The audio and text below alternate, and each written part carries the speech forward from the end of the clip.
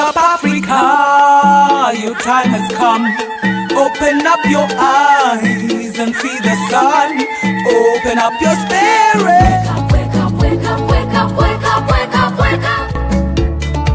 I did a video about Ajim, and I also did a video about Mr. Manager, because I think, in my opinion, we are entitled to our opinion. In my opinion, I feel there is something wrong with the both of them, right? And that was why I talked about the both of them. And I don't think as Nigerians we need anybody to come and tell us that we are great.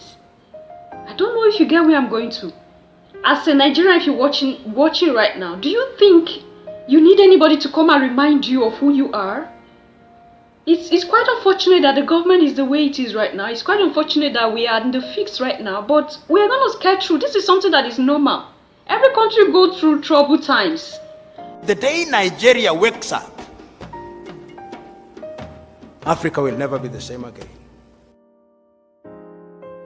We are more than that. Our minds are more open. We are more, I don't think we are as shallow as that to feel like, okay, now somebody is there to defend us.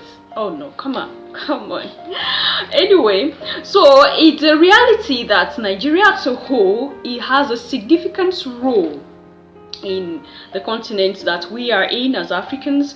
Nigeria as a whole has a significant role. For the fact that Nigeria is the world's largest black nation is something that is, no matter what it is, let's give the glory to whom it's due, right? Now, why is Nigeria important to Africa? Nigeria is the most important country politically and economically in West Africa. Her most important export is oil, which more than half of it is shipped to the United States. And it's quite unfortunate that recently it was discovered that her own governments were the ones that steal this oil from them. Yes, you heard me right. And that is why I keep saying that if we do not open our eyes to see that even though we have a role to play as a nation, our government has a more greater role in either building or in destroying the nation of Nigeria. Now, how can you as a leader think it's okay to steal your own resources and give it to these people? And if you look at it, they might even sell this to them on a very cheaper price because they are stealing it. It's not legal. And when Peter Obi came out and brought out this fact, they were angry, and to some point they threatened him, because to them, it's even a shame. Just imagine, this is your own property, you are stealing it out.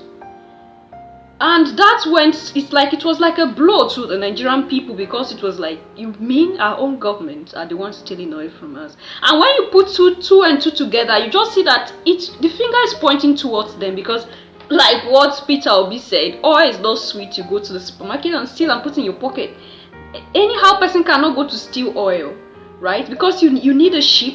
You need a ship to ship out this oil, and the ship that ships out this oil is not a tiny thing. It's a big ship. Like, this is a big ship, and you need this to ship out this oil.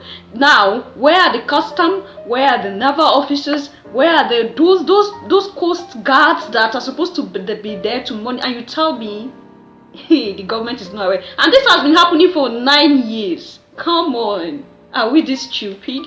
So you see the reason why the nation is always suffering, because of the kind of leaders that they have. And that is why at this time we have to open our eyes and ears to vote into power the person we know will lead us forward, regardless of the tribe, regardless of religion, regardless of what have you. If we do not unite us, I think that is even the problem of Nigeria as a whole. This idea of religion and tribe and the rest of them is eating us deep, and I think we need to wake up from that. Nigeria is about 1/4 of the continent's population, with over 206.1 million persons. You can imagine. A nation with over 206.1 million human beings. Tell me, sweetheart, why do you still struggle to see someone to come tell you, don't worry, those people that are talking bad against you, they are like this? Why do you need anybody? As in, just imagine, is any other country as populated as you are, even in the African continent? No.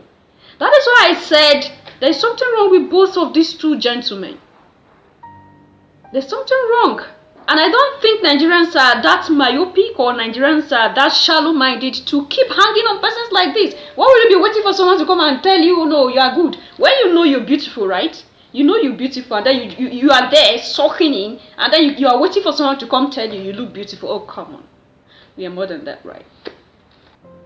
Nigerians are known for their vibrant and friendly energy expressed through diverse creative expressions, right?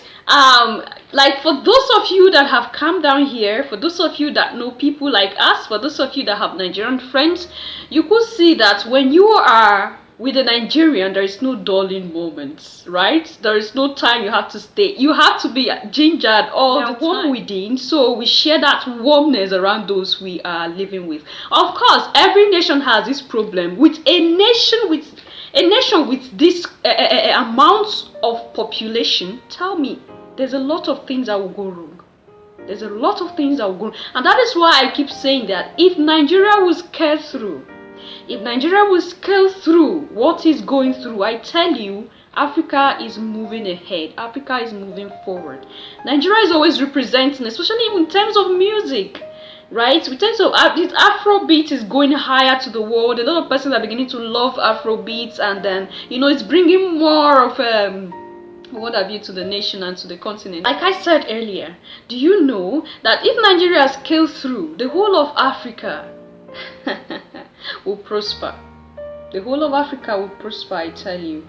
That is why the white folks are doing all they can to use the government to destroy the nation. One, they give reasons why they should do business. They should come do business with them. They give reasons to our politicians. They give reasons to our leaders why they should come to them and do businesses. And at the process of doing these businesses, do you know how much African countries pay to partake? Do you know how much African nations pay to partake? And they keep giving reasons why there should be that unity. And they keep telling you that there are advantages. But if you check it very well, the disadvantages to these things are more than the advantages. They give them reasons why they should have houses outside the continent. They tell them it's better, you're safer here. They give them reasons why they should move their family out there, and then to them they might feel this is the right thing. But if somebody loves you, the person will tell you to go back to your home and build it. They are in their homes and they are building their homes. In short, they are coming to pick us from here and taking us there to build their homes for them. And then no one will come out boldly and tell you, go back and build your nation. Go back and build Africa. Go back and build your continent. They won't say that. Because they know if they say that, we come back home, all our brothers and sisters in the diaspora returns back home, and we'll begin to put our heads together and build our nation and build our continent, Africa. Then no, it's not going to be funny for them, right? Why they should steal the nation's resources so that they can in turn tag them as corrupt leaders. They give them reasons why they should do that. Why they should steal our oils, why they should steal our gold, why they should steal what have you from each African nations, and in turn, after they give them that reason to steal those things to them, they are the ones that will still tag them as corrupt leaders. Now take a look at this video. The most corrupt nation that I have ever covered. I've been there 25 years ago, and I've been there as recently as last year. Fine. So what? 35 years old. That's what that nation is. Now here's America, 226 years old. You love democracy, but there in Africa, you're trying to force these people into a system of government that you just have accepted. 30 years ago, black folk got the right to vote. You're not in any moral position to tell anybody how corrupt they are. You should be quiet and let those of us who know our people go there and help them get out of that condition. But America should keep her mouth shut wherever there's a corrupt regime, as much hell as America has raised on the earth. No, I will not allow America or you, Mr. Wallace, to condemn them as the most corrupt nation on earth when you have spilled the blood of human beings? Has Nigeria dropped an atomic bomb and killed people in Hiroshima and Nagasaki? Have they killed off millions of Native Americans? How dare you put yourself in that position as a moral judge? I think you should keep quiet, because with that much blood on America's hands, you have no right to speak. I will speak because I don't have that blood on my hand. Yes, there's corruption there. Yes, there's mismanagement of resources. Yes, there is abuse. There's abuse in every nation on earth, including this one. So let's not play holy to moralize on them. Let's help them. I'm not moralizing. I'm asking a question, and I got an answer. Why would you put it as the most corrupt regime in the world? That doesn't make sense. Can you think of one more corrupt? Yeah, I'm They go living out in there one. to insult our leaders. They insult them. They tag them as corrupt leaders. And I love how this man gave it to this man. I loved how this African gave it to this man. Hot. You see, he was a bit speechless. Just imagine that this nation scaled through all these problems that are here and there. And do you know that these white people are so much involved in our politics here? They are very involved. Underneath, they are the one cooking and planning. And the reason why they are so involved is because our leaders have given them the upper hand to be involved.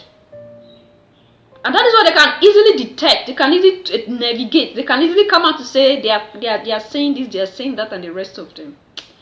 Sweetheart, I tell you, if Nigeria as a nation scale through, I keep repeating this, if Nigeria as a nation scale through, Africa will be greater than what it is right now. And that is why, as nations in Africa, we should love ourselves more. As nations in Africa, we should put our heads together more to help ourselves grow. Now, when I'm talking about helping ourselves grow, there's nothing much for you to do.